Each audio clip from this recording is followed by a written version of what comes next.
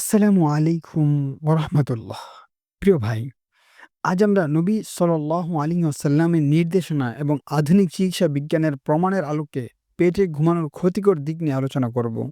এটি আমাদের জন্য একটি গুরুত্বপূর্ণ শিক্ষা যা আমাদের শারীরিক এবং আধ্যাত্মিক জীবনে উপকারী বয়ে আনতে পারে। রাসূল সাল্লাল্লাহু আলাইহি ওয়াসাল্লাম একবার হযরত আয়েশা রাদিয়াল্লাহু আনহাকে পেটে শুয়ে থাকতে দেখে তিনি বলেছেন, "হাযা নাওমুন ইয়াগদাবুল্লাহ।" এইভাবে শোয়া আল্লাহ ঘৃণা করেন।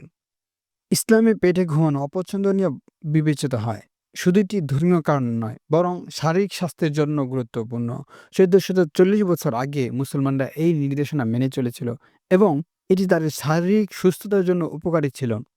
আধুনিক চিকিৎসা বিজ্ঞানে ১৯৮৯ সালে ব্রিটিশ সংবাদপত্রে প্রকাশিত একটি নিবন্ধে উল্লেখ করা হয়েছে যে চিকিৎসা বিজ্ঞানীরা একটি বিশেষ রোগ নিয়ে গবেষণা করছিলেন যা ছোট বাচ্চাদের প্রভাবিত করছিল। এই রোগটি ক্রিপ ডেথ বা সাডেন ডেথ সিন্ড্রোম নামে পরিচিত।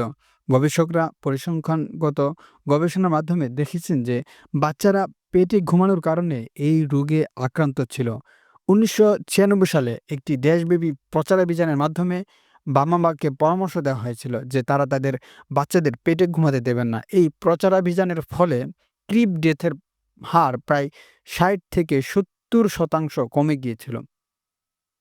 নবী সাল্লাল্লাহু আলাইহি ওয়াসাল্লামের নির্দেশনা এবং আধুনিক চিকিৎসা বিজ্ঞানের আলোকে আমরা দেখতে পাই যে ইসলামের শিষ্টাচার কেবল আধ্যাত্মিক নয় বরং শারীরিক সুস্থতার জন্য উপকারী।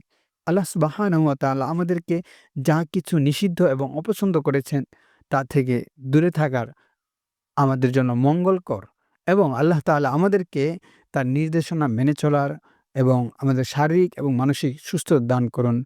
আমিন।